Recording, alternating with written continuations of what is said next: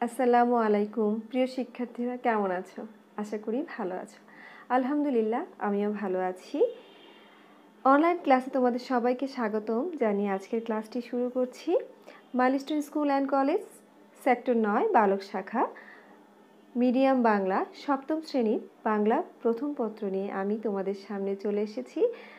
শামসুন নাহার, বিষয় শিক্ষক। তো তোমাদের সামনে সপ্তবর্ণা বইটি নিয়ে নাও, সাথে কলম আর একটা খাতা নিয়ে নাও, যেন প্রয়োজনীয় তথ্যগুলো সুন্দরভাবে তুলে রাখতে পারো।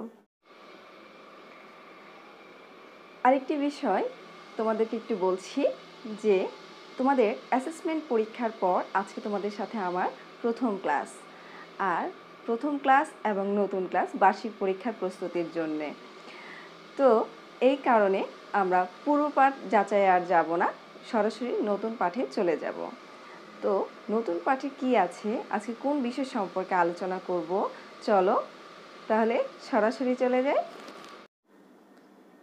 তোমাদের সামনে কিছু ছবি দেওয়া আছে, দেখো তো এরা কারা? চাকমা, গারো, মণিপুরী, ত্রিপুরা, মারমা। এরা আসলে উপজাতি। বলতে পারবে কোন দেশের উপজাতি? হ্যাঁ, বাংলাদেশের উপজাতি। তো বাংলাদেশের উপজাতি, এদেরকে কি বলা হয়? ক্ষুদ্র জাতিসত্তা অথবা নৃগোষ্ঠী। তো তোমরা এগুলো দেখেই বুঝতে পেরেছো যে আজকের বিষয়টি আমি তোমাদের কি পড়াবো। হ্যাঁ, আজকের বিষয় হচ্ছে বাংলাদেশের ক্ষুদ্র জাতিসত্তা।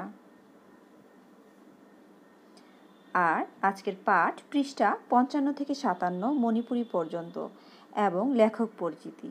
তোমরা ভালো করে খেয়াল করবে, বইটি বের করো যেন প্রত্যেকটা লাইন থেকেই তোমরা ভালো করে বুঝে নিতে পারো, যাতে করে তোমাদের বহু নির্বাচনী প্রশ্ন, জ্ঞানমূলক প্রশ্নগুলো তোমাদেরকে সাহায্য করে। মূল বিষয়ে যাওয়ার আগে প্রথমে একটু শিখন ফলটা দেখে নিই, যার মাধ্যমে তোমরা সহজেই যে বিষয়গুলো দেখতে পারবে এবং বুঝতে পারবে। প্রথমেই আছে বাংলাদেশে বসবাসরত ক্ষুদ্র জাতিগোষ্ঠী সম্পর্কে জানতে পারবে, তাদের নিজস্ব সংস্কৃতি ও জীবনাচার সম্পর্কে অবহিত হতে পারবে, তাদের বৈচিত্র্যময় বর্ণিল উৎসব অনুষ্ঠান সম্পর্কে ধারণা লাভ করতে পারবে, আমাদের দেশের সামগ্রিক উন্নয়নে তাদের অবদান কতটুকু বুঝতে পারবে, ক্ষুদ্র জাতিগোষ্ঠীর মানুষের অধিকার ও সম্মানের প্রতি শ্রদ্ধাশীল হতে পারবে। তো এই পাঠটি তোমাদের অনেক কিছুই শেখাবে, তোমরা একটু মন দিয়ে দেখো ক্লাসটি, তাহলে তোমরা বুঝতে পারবে যে কি কি এর মধ্যে রয়েছে। প্রথমে একটু লেখক পরিচিতিটা দেখে নিই। ছবিটা দেখো তো, চিনতে পারছো ইনি কে? ইনি হচ্ছেন এ.কে. সেরা। কবি, কথাসাহিত্যিক, প্রাবন্ধিক ও গবেষক এ.কে. সেরাম একজন সব্যসাচী লেখক। তিনি মণিপুরী ভাষার পাশাপাশি বাংলাকে সমৃদ্ধ করে চলেছেন। মূলত কবি ও অনুবাদক সেরাম তার সাহিত্যের মাধ্যমে আপন সংস্কৃতি সমৃদ্ধ মণিপুরী ভাষা ও লোকসাহিত্যকে বাংলা ভাষাভাষীর কাছে তুলে ধরেছেন। একইভাবে বাংলায় সৃজিত মহত্তর সাহিত্য কীর্তিসমূহ মণিপুরী ভাষা গোষ্ঠীর কাছে উপস্থাপন করেছেন নিরলসভাবে একজন ভাষাপ্রেমিক ও সংবেদনশীল মানুষের আন্তরিকতার প্রমাণ মিলে সেরামের সাহিত্যকর্ম। তার জন্ম 1952 খ্রিস্টাব্দে হবিগঞ্জের চুনারুঘাটে। তিনি পেশায় একজন ব্যাংকার ছিলেন এবং সম্প্রতি তিনি অবসর গ্রহণ করেছেন। আর উল্লেখযোগ্য গ্রন্থগুলোর মধ্যে হচ্ছে বসন্তকুন্নী, পালগি লৈরাং, মণিপুরী কবিতা, চৈতন্য অধিবাস, মণিদীপ্ত মণিপুরী ও বিষ্ণুপ্রিয়া ইত্যাদি। তার লেখনীর মাধ্যমে তিনি উপজাতিদের সুন্দরভাবে উপস্থাপন করেছেন। বাংলাদেশে মণিপুরী সাহিত্য চর্চার ক্ষেত্রে তিনি পথিকৃৎ কবি ও প্রাবন্ধিক হিসেবে তিনি যথেষ্ট জনপ্রিয়। বাংলাদেশের ক্ষুদ্র জাতিসত্তা। ক্ষুদ্র আসলে কি? ক্ষুদ্র মানে অল্প, জাতিসত্তা জাতিগোষ্ঠী। বাংলাদেশের প্রধান জাতিগোষ্ঠী হচ্ছে কারা? বাঙালিরা, আর ক্ষুদ্র হচ্ছে উপজাতিরা। তাই আজকে যেই প্রবন্ধটি বাংলাদেশের ক্ষুদ্র উপজাতিদেরকে নিয়ে রচিত হয়েছে। আর এই ক্ষুদ্র জাতিগোষ্ঠী সম্পর্কে আরেকটু জেনে নেই যে বাংলাদেশ দক্ষিণ এশিয়ার একটি ক্ষুদ্র কিন্তু জনবহুল রাষ্ট্র। জনসংখ্যার অধিকাংশ বাঙালি হলেও অনেকগুলো ক্ষুদ্র নৃগোষ্ঠী রয়েছে যাদের উপজাতি বলেও সচরাচর উল্লেখ করা হয়। তাছাড়াও উপজাতি এমন জনগোষ্ঠীগুলোকে বোঝায় যারা আলাদা রাষ্ট্র গঠন করতে পারেনি কিন্তু নিজস্ব একটি আলাদা সংস্কৃতি গড়ে তুলতে সমর্থ হয়েছে। মূলত রাষ্ট্রের সাথে সম্পর্কের ভিত্তিতে জাতি বা উপজাতি নির্দিষ্ট করা হয়ে থাকে। প্রথমেই আছে আমাদের বাংলাদেশের একটি পতাকা, হ্যাঁ, মানচিত্রের বুকে পতাকা। আর রয়েছে আরেকটি মানচিত্র যেখানে উপস্থাপন করা হয়েছে বাংলাদেশের ক্ষুদ্র জাতিসত্তাকে, তারা কোথায় তাদের অবস্থান সেগুলোকে উল্লেখ করা হয়েছে। তো প্রথমে একটু খেয়াল করো, আমি এখানে ভাষা, সংস্কৃতি, ধর্ম, অঞ্চল, খাদ্যাভ্যাস, পোশাক, উৎসব, বিয়ে আরও এরকম অনেক কিছু আছে যেই জিনিসগুলোকে এখানে উপস্থাপন করা হবে, যার মাধ্যমে এই উপজাতিদের সাথে বাঙালিদের যে একটু ভিন্নতা রয়েছে সেগুলো প্রকাশ পাবে।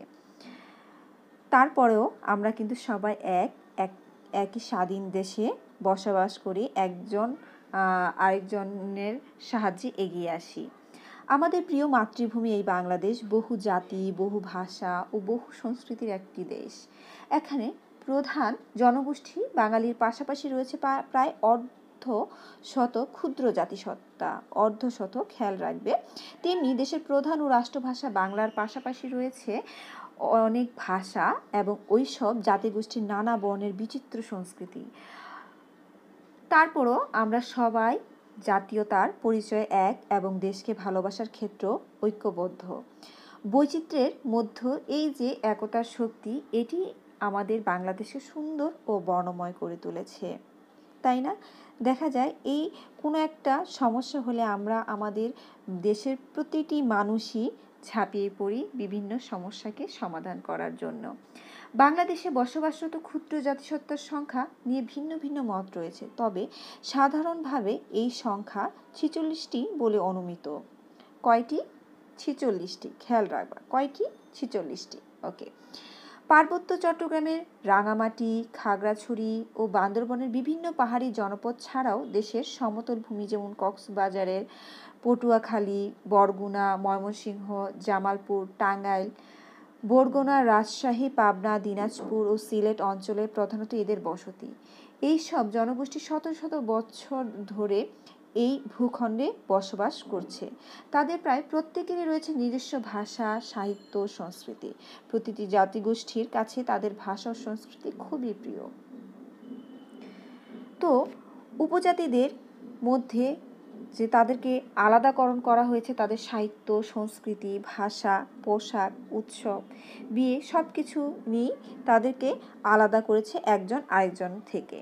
তো বাংলাদেশে যেসব স্বল্প সংখ্যক জাতিসত্তার বাস, তাদের মধ্যে উল্লেখযোগ্য হলো চাকমা, মারমা, ত্রিপুরা, গারো, সাঁওতাল, মণিপুরী, খাসি, ম্রো, রাখাইন, হাজং, তঞ্চঙ্গা, বম, কোচ, পাহাড়িয়া, রাজবংশী, মালো, ওরাও ইত্যাদি। এদের মধ্যে প্রধান কয়েকটি জনগোষ্ঠীর জীবন ও সংস্কৃতির পরিচয় সংক্ষেপে উপস্থাপন করব। তোমরা ভালো করে খেয়াল করবে প্রত্যেকটা উপজাতি সম্পর্কে কি বলা হয়েছে সে সম্পর্কে তোমরা একটা সুন্দর একটা ধারণা পেয়ে যাবে। প্রথমে আমরা চাকমাতে যাই।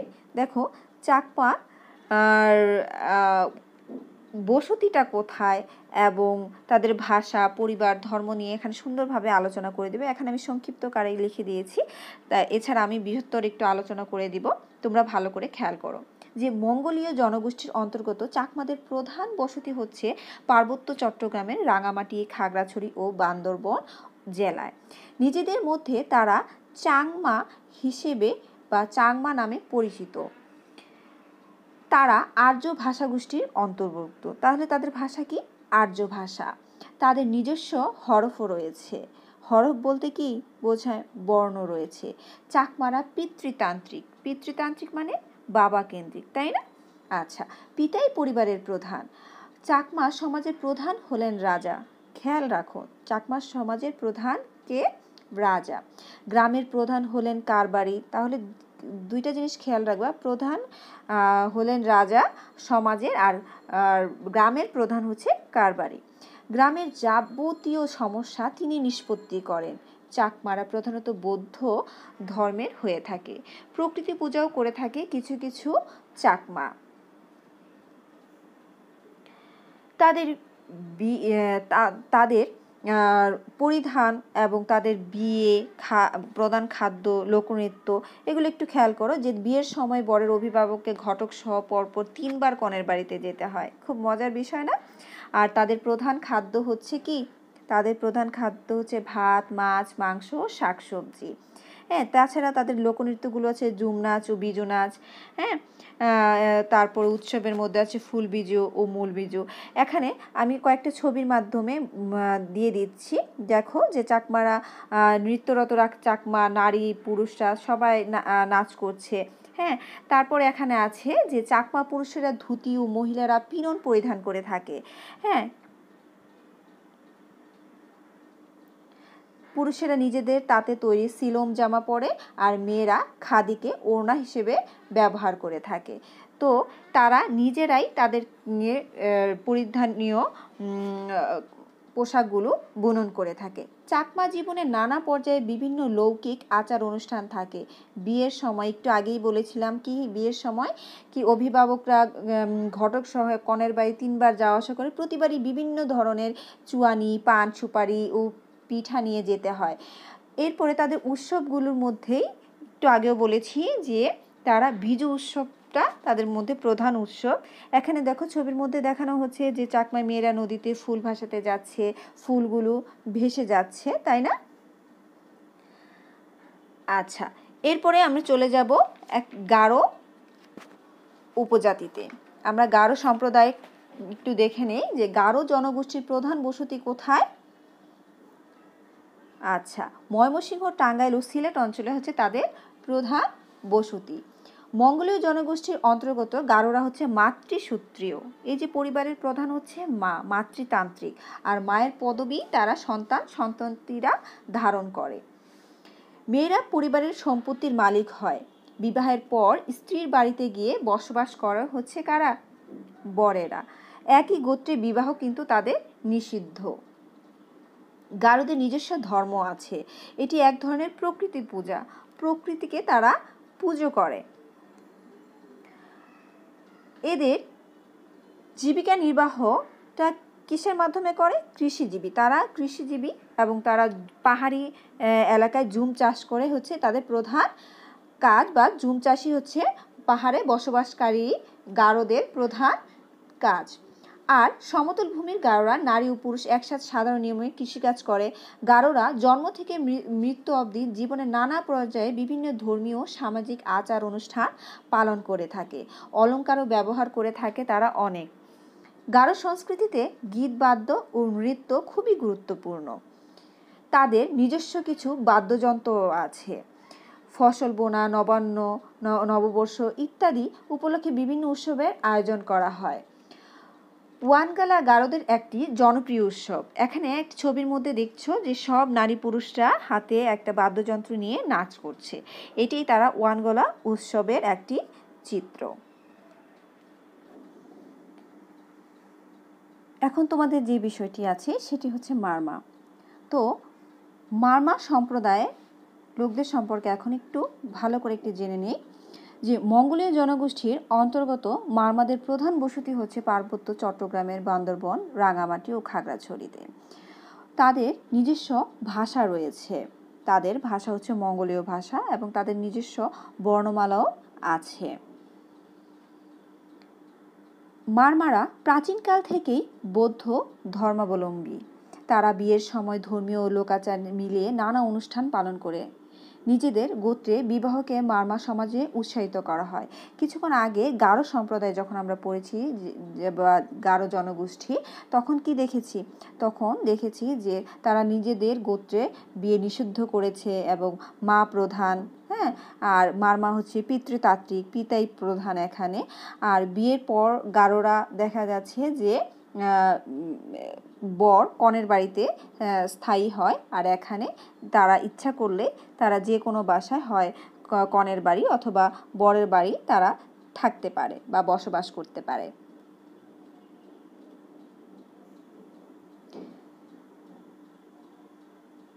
তারা বিয়ের সময় ধর্মীয় লোকাচার মিলে নানা অনুষ্ঠান পালন করে। নিজেদের গোত্রে বিবাহকে মারমা সমাজে উৎসাহিত করা হয়। মারমারা পিতৃতান্ত্রিক, একটু আগেও বলেছি। সম্পত্তির উত্তরাধিকারে ছেলে ও মেয়েদের সমান অধিকারের কথা বলা আছে, তবে পরিবার ও সমাজ জীবনে পুরুষেরই প্রাধান্য থাকে। বিয়ের পর নারী পুরুষ ইচ্ছা করলে মা বাবার বাড়ি কিংবা শ্বশুর বাড়িতে স্থায়ীভাবে বসবাস করতে পারে। মারমাদের সামাজিক শাসন ব্যবস্থা হচ্ছে রাজা প্রধান। মারমারা জুম চাষ করে এবং বনজ সম্পদ আহরণের মাধ্যমে জীবিকা নির্বাহ করে থাকে। তাহলে তাদের প্রধান জীবিকা নির্বাহ হচ্ছে জুম চাষ ও বনজ সম্পদ আহরণ। তাছাড়া তারা যেহেতু বৌদ্ধ ধর্মের, তাদের প্রধান ধর্মীয় উৎসব হচ্ছে সাংরাই দেবীর পূজা। হ্যাঁ, সেই উপলক্ষে তারা সাংরাই উৎসব পালন করে এবং তারা এই উৎসবটি 3 দিন ধরে চলে। এখানে একটি ছবি দেওয়া আছে, মণিপুরী জাতিগোষ্ঠী তারা নৃত্য করছে। তো বাংলাদেশের ক্ষুদ্র জাতিগোষ্ঠীর মধ্যে মণিপুরী জাতি হচ্ছে অন্যতম। তাদের আদি নিবাস ভারতের মণিপুর রাজ্য, আর বর্তমানে সিলেট বিভাগের মৌলভীবাজার, সিলেট, সুনামগঞ্জ ও হবিগঞ্জ জেলার মণিপুরী জনগোষ্ঠী লোক বাস করে। তাদের ভাষা বিষ্ণুপ্রিয়া ও মৈতৈ। মণিপুরীরা যেখানেই বসতি স্থাপন করে সেখানে কয়েকটি পরিবার মিলে গড়ে তোলে পাড়া। প্রতিটি পাড়াতেই থাকে দেব মন্দির ও মণ্ডপ। ওই মন্দির ও মণ্ডপকে ঘিরেই আবর্তিত হয় ওই পাড়ার যাবতীয় ধর্মীয় ও সামাজিক কর্মকাণ্ড। মণিপুরী সমাজে পাড়া বা গ্রাম ও পঞ্চায়েতের ভূমিকা খুবই গুরুত্বপূর্ণ। দেখো, এখানে মণিপুরীরা যেখানে বসবাস করে, হ্যাঁ, তারা ছোট ছোট পরিবার মিলে, অনেকগুলো পরিবার মিলে একটা পাড়া তৈরি করে ফেলে এবং যেখানেই থাকে না কেন সেখানে এই পাড়াকে কেন্দ্র করে অনেক ধর্মীয় মণ্ডপ এবং মন্দির সেখানে গড়ে ওঠে এবং সেখানে তারা বিভিন্ন কর্মকাণ্ড করে তোলে। সেখানে তারা উৎসবে মিলিত হয়। তারা বিভিন্ন গুরুত্বপূর্ণ সমস্যার সমাধানের জন্য পঞ্চায়েত বা পাঞ্চায়েত তারা তাদের সমস্যাগুলো সমাধান করে থাকে। এখানে 2টা ছবি আছে, একটার মধ্যে মণিপুরের মৃদঙ্গ নৃত্য করছে, আরেকটা হচ্ছে রাস নৃত্য। হ্যাঁ, যেখানে রাস উৎসবটা হচ্ছে মণিপুরীদের প্রধান উৎসব, এর মধ্যে আরেকটি হচ্ছে রথযাত্রা। আর ধর্মর মধ্যে আছে যে তারা যে প্রাচীন যে ধর্মটা পালন করত সেটা হচ্ছে কি আপোকপা। ঠিক আছে, তো মণিপুরী জনগোষ্ঠী 7টি গোত্রে বিভক্ত। কয়টি গোত্রে? 7টি গোত্রে। ভালো করে মনে রাখো, আমি কিন্তু পরে জিজ্ঞেস করব যে মণিপুরীদের প্রাচীন ধর্মের নাম হচ্ছে আপোকপা, মনে থাকবে? ওকে। তবে মণিপুরীদের অধিকাংশ এখন সনাতন ধর্মের চৈতন্য মতের অনুসারী। কিসের অনুসারী? চৈতন্য মতের। মণিপুরীদের একটি উল্লেখযোগ্য অংশ ইসলাম ধর্মাবলম্বী। দেখো, এই জায়গায় অনেকগুলো ধর্মকে এখানে প্রকাশ করা হচ্ছে। তারা আপোকপা ধর্ম পালন করে, তারা চৈতন্য মতের অনুসারী, আবার তারা অনেকে মুসলিম ধর্ম এরও অনুসারী রয়েছে। সনাতন ধর্মাবলম্বী মণিপুরীদের মধ্যে প্রধান উৎসব হচ্ছে রাজ উৎসব বা রথযাত্রা। খেয়াল রাখবা, এই দুটি খুবই গুরুত্বপূর্ণ উৎসব তাদের মধ্যে। রাস উৎসব উপলক্ষে রাস নৃত্য মেলার আয়োজন করা হয়ে থাকে। মণিপুরীরা প্রধানত কৃষিজীবী। তাহলে তারা কি? তারা প্রধানত কৃষিজীবী। ভাত, মাছ, শাক, সবজি মণিপুরীদের প্রধান খাদ্য। মণিপুরী পুরুষেরা সাধারণত ধুতি, গামছা, জামা ইত্যাদি পরিধান করে, আর মেয়েরা পরে নিজেদের তৈরি বিশেষ ধরনের পোশাক। আর হস্তশিল্পের মধ্যে আমরা সবাই কম বেশি একটু জানি যে মণিপুরীদের বোনা তাঁতের শাড়ি, গামছা, চাদর, ব্যাগ ইত্যাদি অন্যান্য জাতির মধ্যেও সমান জনপ্রিয়, তাই না? আচ্ছা, তো মণিপুরী জাতি সম্পর্কে মোটামুটি একটা সম্যক ধারণা হয়েছে তোমাদের, যে তারা নিজেরা নিজেদের পোশাক বুনন করে নিজেরাই পরিধান করে। এখন মূলভাবে চলে যাব, কারণ সম্পূর্ণ গল্পটা আমি সুন্দরভাবে তোমাদেরকে বুঝিয়ে দিয়েছি। এখন মূল ভাবটা তোমরা সুন্দরভাবে আমাকে বোঝাতে পারবে? তারপরেও আমি তোমাদেরকে একটু সহজ করে দিচ্ছি। একটু খেয়াল করো যে বাংলাদেশের মূল জনগোষ্ঠী হচ্ছে বাঙালি জাতি। কি মূল জনগোষ্ঠী কারা? বাঙালি জাতি। আর বাঙালি ছাড়াও এদেশে আরও অনেক জাতিগোষ্ঠীর মানুষ বাস করে। ক্ষুদ্র এই জাতিসত্তার মধ্যে আছে চাকমা, গারো, মারমা, মণিপুরী, ত্রিপুরা, সাঁওতাল প্রভৃতি জনগোষ্ঠী। তো ক্ষুদ্র জাতিগোষ্ঠীর প্রত্যেকেরই রয়েছে স্বতন্ত্র পরিচয়, নিজস্ব সংস্কৃতি ও জীবনাচার। ক্ষুদ্র জাতিগোষ্ঠীর মধ্যে কয়েকটি সম্পর্কে এখানে সংক্ষেপে আলোচনা করা হয়েছে। চাকমা, গারো, মারমা, মণিপুরী। তো এদের সম্পর্কে মোটামুটি সুন্দরভাবে আলোচনা করেছে, তাদের জীবন যাপন, তাদের ধর্ম, তাদের পরিবার সম্পর্কে, তাদের বিয়ে সম্পর্কে। হ্যাঁ, বাংলাদেশের ক্ষুদ্র জাতিগোষ্ঠীর সংস্কৃতি ও জীবনাচার আমাদের জাতীয় সংস্কৃতিকে সমৃদ্ধ করে। অনেকে করেছে বৈচিত্র্যময় ও বর্ণিল। দেশের সামগ্রিক উন্নয়নে ক্ষুদ্র জাতিগোষ্ঠীসমূহ গুরুত্বপূর্ণ অবদান রেখে চলেছে। তো বৈচিত্র্যময় সুন্দর করেছে আমাদের সংস্কৃতিটাকে। দেখা যায় যে বিভিন্ন উৎসবগুলোকে, যে আমাদের প্রকৃতি পরিবেশটাকে সুন্দরভাবে ফুটিয়ে তুলেছে তারা। তাহলে মূল ভাবটা তোমরা সুন্দরভাবে তোমাদের নিজের মতামতটা এই সম্পূর্ণটা পড়ার পরে সুন্দরভাবে অবশ্যই লিখে ফেলবে। আর এতক্ষণ আমি যে তোমাদের পড়ালাম, এখন আমি একটু তোমাদের পাঠ যাচাইটা করে নেই। 5টা প্রশ্ন এখানে দেয়া আছে, দেখি 5-এ তোমরা কত পাও। ওকে, ঝটপট করে উত্তরটা দিয়ে ফেলবে। বাংলাদেশের প্রধান জনগোষ্ঠী কারা? হ্যাঁ, বাঙালি জাতি। বাংলাদেশে কতটি ক্ষুদ্র জাতিসত্তা রয়েছে? 46টি। গুড। মণিপুরী জনগোষ্ঠী কয়টি গোত্রে বিভক্ত? 7টি গোত্রে। চাকমা সমাজের প্রধান কে? রাজা। সাংগ্রাই উৎসব কতদিন ধরে চলে? 3 দিন। ওকে, এখন তোমরাই বলো তোমরা 5-এ কত নাম্বার পেয়েছো? যারা যারা 5-এ 5 পেয়েছো তাদেরকে অনেক ধন্যবাদ, তোমরা সুন্দরভাবে ক্লাসটি দেখেছো। তোমাদের বাড়ির কাজ থাকবে মূল ভাব। কিছুক্ষণ আগে তোমাদের মূল ভাবটি সুন্দরভাবে বুঝিয়ে দিয়েছি। আশা করি তোমরা সুন্দরভাবে বুঝে নিয়েছো। তোমাদের HW কপিতে 36 নাম্বার দিয়ে ডেট দিয়ে সুন্দরভাবে তোমরা লিখে তোমাদের বিষয় শিক্ষকের কাছে সাবমিট করে দিবে। আর কোনো সমস্যা হলে, কোনো প্রশ্ন জানতে চাইলে অবশ্যই জানাবে, যেন পরবর্তী ক্লাসে আমরা সুন্দরভাবে তোমাদেরকে বুঝিয়ে দিতে পারি। তাহলে আজকে এই পর্যন্তই। তোমরা সবাই ভালো থেকো, সুস্থ থেকো। এই দেখো 3টি বাচ্চা ঘরের ভিতরে আছে, সুস্থ আছে, নিরাপদে আছে। আশা করব তোমরাও সুস্থ থাকবে। সবাইকে ধন্যবাদ।